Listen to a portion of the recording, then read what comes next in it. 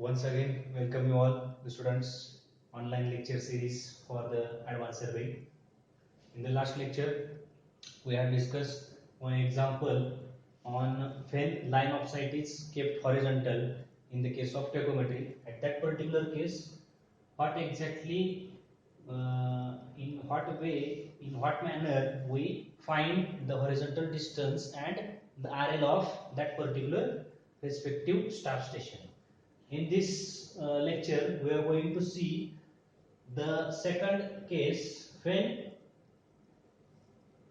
in the tachometry, the tachometer or particular tachometer station and staff station which is above the line of sight. In that case, considering the inclined line of sight case. Already discussed the various formulas which are used in the particular examples. D is equal to f of an I into s cos square theta plus f plus d cos of theta. Then V is equal to f of an I into s sin 2 theta upon 2 plus f plus d sin of theta is the again second expression formula for the calculation of V. Then respective RL कशा calculate करायच्या त्याचे काय expressions आहेत हे पण आपण याच्यामध्ये last लेक्चरला पाहिलं होतं. Let's go towards example for this today's lecture. Determine the distance between the instrument station A and staff station B from the following data. Following information through काय करायचंय सॉल्व करायचंय. Vertical angle is equal to plus 5 degree 40 minutes, then values of constants 100 and 0.30, then staff readings is equal to 1.255, second 1.860 and third 2.465. These are the three staff readings. Because here leveling staff is only one, that's why single observation is given. Then RL of instrument axis 400. Then also determine the RL at B. हे पण याच्यात सांगितलेलं आहे. Horizontal distance आणि reduce level हे find out करायचे. According to this information provided to us in solution, first of all draw the sketch for the particular given problem. काय situation दिली आहे? टेकोमेट्रिक स्टेशन ए आहे आणि स्टाफ स्टेशन बी आहे. याच्यामध्ये व्हर्टिकल अँगल दिलाय +40 डिग्री, सॉरी 5 डिग्री 40 मिनिट्स. तर ती केस डेव्हलप करता आली पाहिजे. म्हणजे टेकोमीटर स्टेशन पासून लेवलिंग स्टाफ हा उंचावरती आहे आणि तो अँगल ऑफ इलिव्हेशन या केस मध्ये आहे. तो अँगल किती आहे? +5 डिग्री 40 मिनिट्स इतका आहे. तर याच्यामध्ये HI ही दिसते, that is horizontal line of sight, ही इथं ड्रॉ केलेली आहे.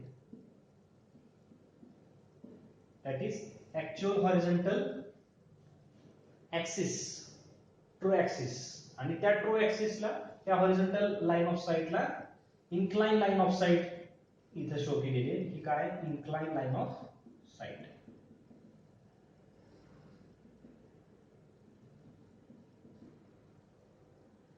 याच्यामधलं इन्क्लिनेशन आपल्याला गिवन आहे 5 degree 40 minutes. RL of instrument axis that is horizontal line of sight, याची RL डायरेक्टली दिली. म्हणजे ते काम थोडंसं कमी केलंय की अकॉर्डिंग टू बेंचमार्क ते कॅल्क्युलेट करणं हे काय आपल्याला याच्यामध्ये नेसेसरी नाही. हा पार्ट इथं दिलेलाच नाही. Directly line of sight, horizontal line of sight आहे, त्याची रिड्यूस लेवल ही गिवन आहे. Then also determine the RL at B. म्हणजे horizontal distance and RL at B हे दोन्ही फाइंड आउट करायचे. f upon I 100, f plus d 0.30, these are the constants given. Then vertical angle theta 5 degree 40 minutes, that is positive. Angle of elevation case is there. When calculating the RL at particular staff, angle of elevation and depression is important. In case of horizontal distance D and V, these are the two formulas are same for the different cases, but what exactly change the angle of elevation and depression case त्याच्यामध्ये RL at respective staff station हे काय होते change होत असते. Then first step, calculation of horizontal distance between A and B, that is this distance between A and B. हे काय करायचं आपल्याला फाइंड आउट करायचं. D सपोज डिस्टन्स AB हे फाइंड आउट करायचं. अँगल ऑफ इलिव्हेशन केस आहे, जनरल इक्वेशन वापरायचं नाही. Incline line of site, line of site is incline, त्या केस मध्ये जे काय एक्सप्रेशन्स आहेत फॉर्म्युलेस ते आपल्याला इथं यूज करायचे. D is equal to F upon I into S cos square theta plus F plus D sin of theta. This is the formula which is used to calculate horizontal distance between A and B. Here F upon I constant, F plus D again second constant, S that is staff intercept तो इथे calculate करून घेतलेला आहे initially. Staff intercept that is S upper hair and lower hair याच्यामधला difference staff intercept 2.465 minus 1.255 is equal to 1.210. Staff intercept calculate केला. Theta given आहे. Put the values 100 into 1.2 into cos 5 degree 40 minutes त्याचा square. cos square theta means cos theta square plus 0.30 additive constant cos of 5 degree 40 minutes. Calculate this. After calculation D is equal to 120.120. It is the horizontal distance between A and B. हा part सोल्युशनचा झाला आहे. Then also determine the RL at B हे आपल्याला find out करायचे. For the calculation of reduce level at station B आपल्याला काय माहिती असायला पाहिजे तर हॉरिझॉन्टल लाईन ऑफ साइट जे आपल्याला गिवन आहे and V it is the vertical distance between horizontal line of sight and inclined line of sight. Then calculate that particular V from the given formula. V is equal to F upon I into S sin 2 theta upon 2 plus F plus D sin of theta. Horizontal distance काढत असताना cos component आहे, vertical distance काढत असताना sin component आहे. हे remember ठेवा, लक्षात ठेवा. V is equal to put the values of again S theta and we are getting here the vertical distance V is equal to 11.98 meter, which is required in the particular calculation of reduced level at staff station B. Staff station B ची reduced level काढत असताना हे आपल्याला V हे गरजेचं आहे. Because RL at B is equal to RL of instrument axis plus V minus H असं आपल्याला मिळणार आहे. इथं समजून घ्या डायग्राम मध्ये. टेकोमीटर स्टेशन A आहे, त्याची height of instrument line of collimation त्याची रिड्यूस लेवल ही आपल्याला दिलेली आहे. Horizontal line of site RL of instrument axis दिलेली आहे 400 मीटर डायरेक्टली. इथून आपल्याला कुठे जायचंय, इथं जायचंय. RL at B इथली रिड्यूस लेवल फाइंड आउट करायची. त्यासाठी आपल्याकडे फी हे जे डिस्टन्स आहे vertical distance between horizontal line of sight and incline line of sight हे आत्ताच आपण जस्ट फाइंड आउट केलं. प्लस व्ही देन मायनस इथून एच करायचं. H that is central hair reading at B station B.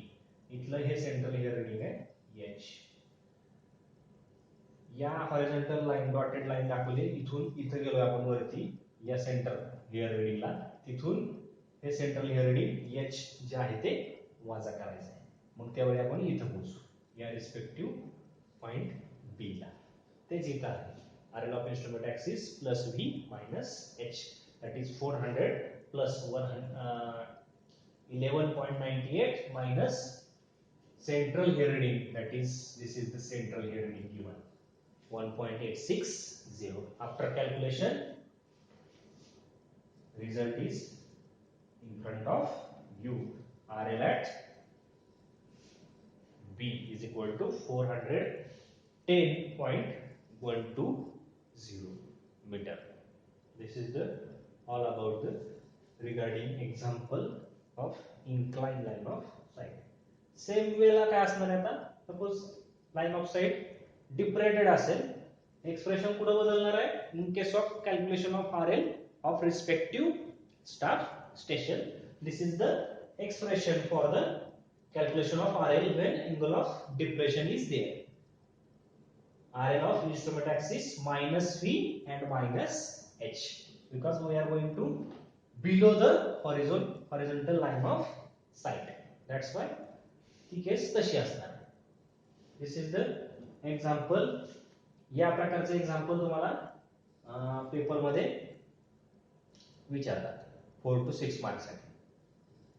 Okay, तर या प्रकारचे एक दोन एक्झाम्पल घरी सॉल्व्ह करा. हवं तर आफ्टर टॉपिक मी तुम्हाला हे एक दोन एक्झाम्पल्स अनसॉल्व्ड एक्झाम्पल्स तुम्हाला होमवर्क म्हणून देईन, किंवा तुमच्याकडे अवेलेबल असतील, बुक्स अवेलेबल असतील तर त्याच्यामधून तुम्ही करू शकता. Okay, thank you.